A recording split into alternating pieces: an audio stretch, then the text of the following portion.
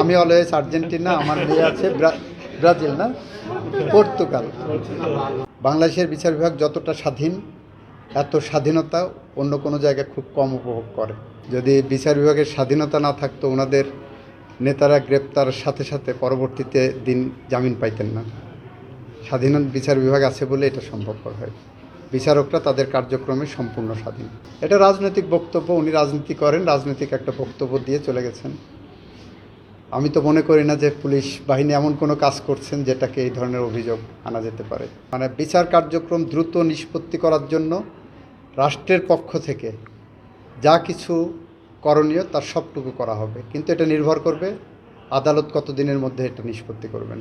ইতিমধ্যেই আপনারা লক্ষ্য করেছেন রামিসা হত্যা মামলায় কেউ কেউ বলছেন যে অতি দ্রুত যাচ্ছে, যাতে ন্যায় বিচার ব্যাহত না হয় সেদিকেও খেয়াল রাখতে হবে। তো আমরা সব দিক খেয়াল রেখেই আমরা আমাদের আইনসঙ্গত যেটা কাজ সেটা করে যাচ্ছি। বাংলাদেশের বিচার বিভাগ স্বাধীন। বাংলাদেশের বিচার বিভাগ যতটা স্বাধীন, এত স্বাধীনতা অন্য কোনো জায়গায় খুব কম উপভোগ করে। আপনার সুপ্রিম কোর্টের বিচারকরা সাংবিধানিকভাবে এতটাই স্বাধীন, যেখানে তাদের ট্রান্সফার, পোস্টিং, ডিসিপ্লিন কোনো কিছুই সরকার হাতে নাই।